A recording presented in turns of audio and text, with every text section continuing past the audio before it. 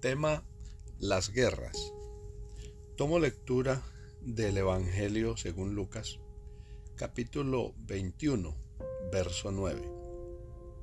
Cuando oigan de guerras y de sediciones, no se alarmen, porque es necesario que estas cosas acontezcan primero, pero el fin no será inmediatamente.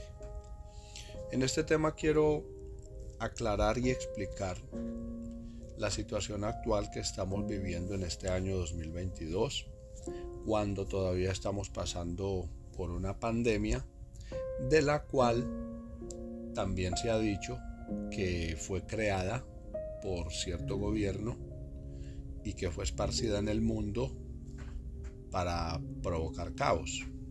Es como una guerra biológica, así podría llamarse. Hay varios tipos de guerras. Hay guerras entre una nación y otra, como la que estamos viendo en el momento entre Rusia y Ucrania. Hay guerras que son internas, guerras civiles, golpes de estado dentro de una misma nación. Hay guerras frías, que son guerras económicas, donde se hacen guerras comerciales y se compite con aranceles, con sanciones, con manipulación y acaparamiento y retención de los productos comerciales.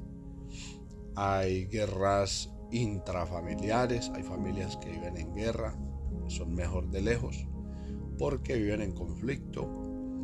Hay guerras en el matrimonio, hay parejas que viven en guerra como si fueran dos bandos y se forman grupos en una misma casa, donde estos hijos se van con la mamá, estos otros se van a favor del papá, y entonces se forman guerras aún dentro de las familias. Como dice Santiago, ¿de dónde vienen las guerras?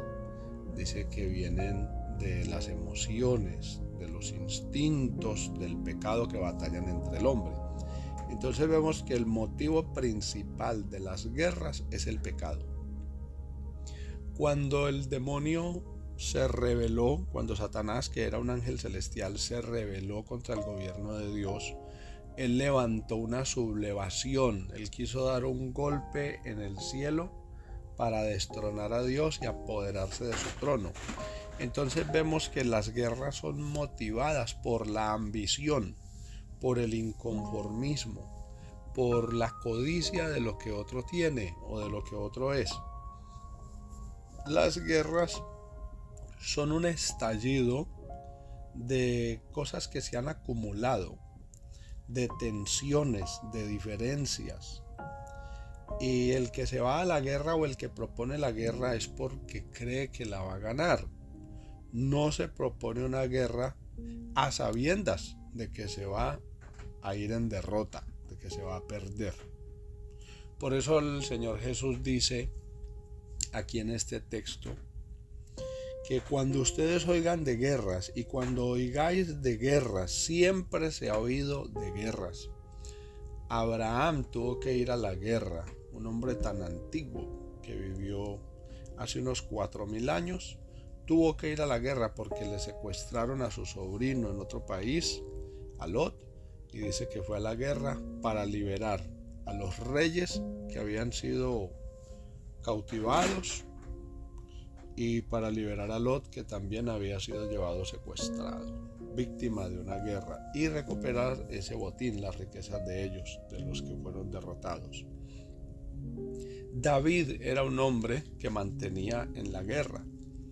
Él fue un hombre que desde joven, desde que mató al gigante Goliat con las fuerzas de Dios, bajo la dirección de Dios, fue un hombre que se enlistó en el ejército del pueblo de Israel bajo la comandancia del rey Saúl, que por cierto era un hombre cobarde en la guerra, y en una guerra murió.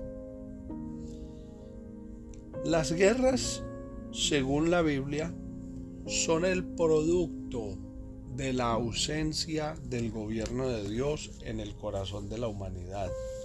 El hombre natural, el hombre carnal, el ser humano sin Dios vive en guerra. Los espíritus del mal, o sea, los demonios, son los encargados también de sembrar discordia, de alborotar las tensiones y de levantar intenciones de conflicto en el corazón del hombre. Siempre que un rey, un presidente, un militar o cualquier persona le propone guerra a otro, es porque quiere lo que el otro tiene. El Señor Jesús dice que cuando oigan de guerras, que hay una guerra en cierto país, interno el conflicto, que las guerras de los ejércitos, la policía con las guerrillas, con los paramilitares, con los rebeldes, con las disidencias, esas guerras, por ejemplo, el país de Colombia es un país que ha vivido en conflicto interno por más de 50 años. Y la guerra en Colombia ha sido un cáncer que no ha podido ser erradicado, porque ningún gobierno, ningún mensajero de paz ha podido ponerle fin al uso de las armas en la guerra, porque el único que puede aplacar las guerras es el Señor Jesucristo.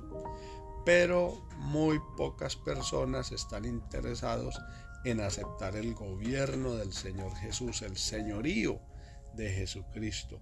Entonces el hombre prefiere vivir en guerra por la sed de poder, por esa sed de poder que hay en el ser humano, que lo impulsa a atacar a su prójimo, a quitarlo de en medio, al precio que sea, para conseguir sus ambiciones, sus deseos egoístas.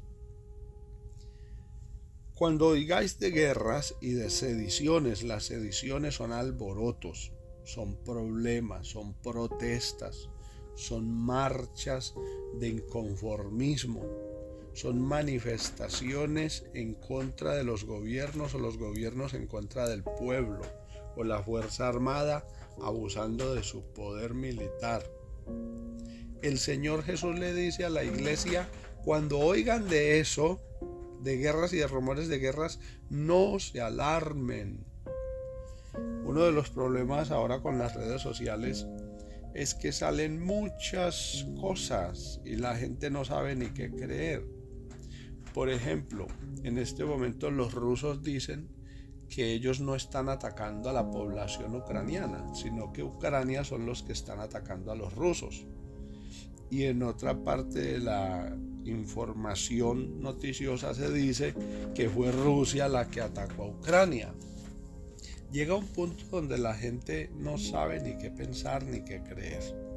Nada de esto es nuevo, porque la guerra de la desinformación siempre ha existido, pero ahora con mucho más auge en este siglo XXI, la desinformación abunda. Hay dos corrientes, hay dos bandos, y ambos sacan sus propias versiones con tal de desestabilizar y desinformar a la gente. Los canales de noticias, sean de internet, televisión o radio, todos los medios informativos pertenecen a una corriente política o ideológica o pertenecen a la otra. Y todos solamente anuncian lo que les conviene, lo que afecta a la otra parte, nunca lo que les afecta a ellos.